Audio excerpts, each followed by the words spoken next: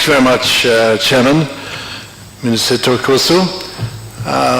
President Goodluck Jonathan, of Federal Republic of Nigeria, President Ellen Johnson Sirleaf, President of the Republic of Nigeria, former President Thabo Mbeki of South Africa, Dr.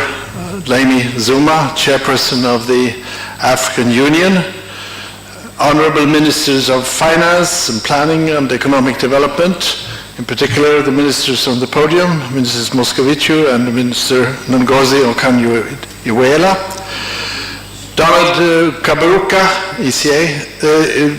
ADB, President of the ADB, Carlos Lopez, ECA Executive Secretary, Mr. Lee Yong, Director General of UNIDO, who is here also, Excellencies, ladies and gentlemen. I'm indeed honored to be here with you today on behalf of Secretary General Ban Ki-moon for this year's Conference of Ministers of Finance, Planning and Economic Development.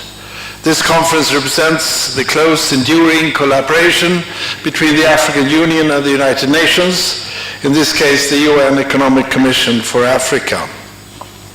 My thanks go to the government and people of Nigeria for their warm hospitality and their excellent preparation to ensure a rewarding meeting and a rewarding stay in Abuja. Excellencies, ladies and gentlemen, Africa's economic prospects are impressive, with growth more than 5% each year since the turn of the century, with lower inflation, with reduced external debt, and with improved fiscal balances. Equally noteworthy is that Africans themselves are increasingly investing in the continent. Foreign direct investment, FDI, within Africa has grown by 32% annually since 2007. It is 4 times the rate of FDI from developed countries. The continent is making great strides towards optimizing the use of Africa's resources to the benefit of all Africans. This lies at the heart of the AU's global long-term strategy as reflected in Agenda 2063. Transformative changes in Africa are taking place at the same time as the global landscape, the global dynamics are changing. Emerging economies have become major trading partners with Africa and have become sources of substantial investment. And as the rest of the world gets older, Africa is getting younger and more populous, with implications for education and healthcare, for supply of labor, and for consumer demand. These are positive trends, but there is still much to be done. Aggregate growth is below the 7% required to double the income in a decade. Even at this rate, African economies would be unable to generate enough jobs. Africa's growth rates should be translated into job creation and poverty eradication.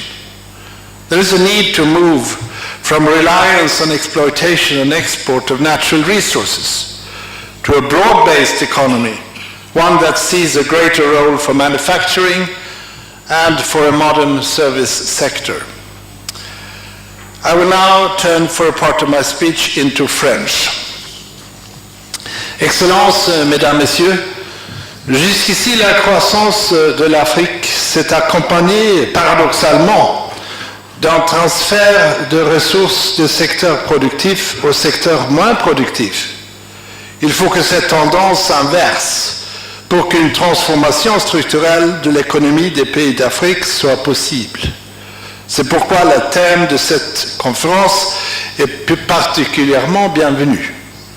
La croissance du secteur industriel créera des emplois, favorisera la diversification, permettra de moderniser les moyens technologiques et suscitera une amélioration des savoirs et d'information, autant de facteurs essentiels à une transformation radicale. Pour concrétiser le dessein énoncé dans l'agenda 2063, l'Afrique doit saisir l'occasion et s'industrialiser. À ce propos, je tiens à saluer le travail utile qui fait l'ONUDI et a félicité cette organisation de mettre l'accent sur une industrialisation inclusive et durable. L'industrialisation doit aussi reposer sur des politiques qui assurent la pérennité des acquis et garantissent la répartition des avantages entre toutes les composantes de la société, comme les femmes, les jeunes et les groupes marginalisés. Nous devons nous attaquer autant aux causes profondes qu'aux conséquences des inégalités. C'est là qu'interviennent l'objectif de millénaire pour le développement, l'élaboration des objectifs de développement durable et le programme de développement pour l'après 2015. Les cibles associées aux objectifs de millénaire pour le développement conservent leur raison d'être. Des progrès considérables ont certes été accomplis, mais il reste beaucoup à faire. J'appelle votre attention sur l'eau et l'assainissement, domaine dans lequel nous sommes particulièrement loin de compte. En mars de l'année dernière, j'ai lancé l'appel à l'action en faveur de l'assainissement afin de susciter une action internationale. Le 11 avril, la Banque mondiale et l'ONU organiseront à Washington la prochaine réunion sur le thème d'assainissement et de l'eau pour tous en vue d'obtenir de nouveaux engagements. Je vous engage à participer à cette importante manifestation et je me souviens que plusieurs d'entre vous avaient pris part à celle de 2012. Je reviens maintenant en anglais. I now return to English. Excellencies, ladies and gentlemen, we are in the midst of a major mobilization to define a new global development agenda. UN member states are deliberating on a range of development issues and their interlinkages. As we stand at the threshold of this significant opportunity, there is consensus that we must build on the Millennium Development Goals, continue their aims towards ending poverty and ending inequalities. We must arrive at the realization of sustainable development goals by September next year. Your role, and I turn now to the Ministers of Finance, Planning and Economic Development, your role in this process is critical. The transformation expected from the post-2015 development agenda will strongly influence the environment in which you all will live and work. This is a unique opportunity for you to jointly shape the future development agenda. We need your voices, we need your active support to define and later implement these goals to the benefit of the people of the world. Let us remember the three first words of the UN Charter: we the peoples whom we are to serve.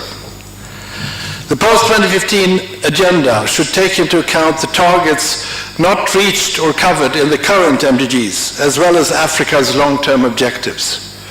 These include the priorities of the Common African Position on the post-2015 development agenda, and here I want to commend the work of the African Union High-Level Committee on Post-2015 Development Agenda, chaired by President Ellen Johnson Sirleaf. It is also vital that Africa's industrialization takes into account the vulnerability of the growth sectors related to the impact of climate change and the forces of nature which have taken vehement forms, not least on this continent. By low carbon and resilient industrialization, the continent can leapfrog for a sustainable future and at the same time create opportunities for growth and employment. Let us remember that in today's world, there is no contradiction between poverty eradication and sustainability. Let me here underline the importance of the Secretary General's initiative of a high-level event on climate change on September 23 in New York this year. Further, a commitment to regional integration is essential to ensure the totality of the African economy, the dynamics of the totality of the African economy, around $2 trillion. That equals more than 54 separate parts representing each individual African nation. And human capital is another important factor. The experience, as I've seen, from successful economies shows that it is the skills of people, particularly their mastery of industrial processes and their technological know-how, that make the difference. African countries have made considerable progress in education. However, efforts will be needed to strengthen education and training at every level if Africa is to meet the growing demands of both the public and the private sector. Investment in infrastructure is another critical factor. The economic transformation of Africa depends to a great deal on investment in ports, in power plants, in roads and rails, as well as information technologies. The commitment to establish a continental free trade area by 2017 will give indeed momentum to Africa's industrial development. Mobilization of domestic resources will be important, and here I want to express unequivocal support for the work of the high-level panel on illicit financial flows from Africa, led by former President Thabo Mbeki. The unacceptable loss of around $50 billion each year from such outflows far exceeds the amount of official development assistance to Africa. Halting illicit flows at the sources and at their destinations will help fund substantial parts of the long-term agenda for 2063. Finally, we should recognize that there are factors that can dampen the outlook for African economies. I think of the uncertain global economic prospects. I think of youth unemployment. It's a plague and a huge challenge to all of us. I think of the instability and conflicts in the Great Lakes area, the Sahel, and the Horn of Africa, with which I've been working very intensely in the last few months and years. With this in mind, it is worth underlining that there can be no peace without development. There can be no development without peace, and there can be no peace or development without human rights and the rule of law. The nexus between peace and development is essential, and effective institutions and rule of law are paramount for both peace and development. In conclusion, let me reaffirm that the United Nations remains committed to fully support Africa's development. African nations are in the midst of an exciting voyage, an exciting journey of dynamic development and transformative change. Today's tangible energy and vitality that you also feel in this room assure us that Africa is a continent of the future and a continent of hope and promise. Together with the international community, you can progressively build societies which allow your people to live in peace, in progress, and in dignity. I thank you and wish this conference all success.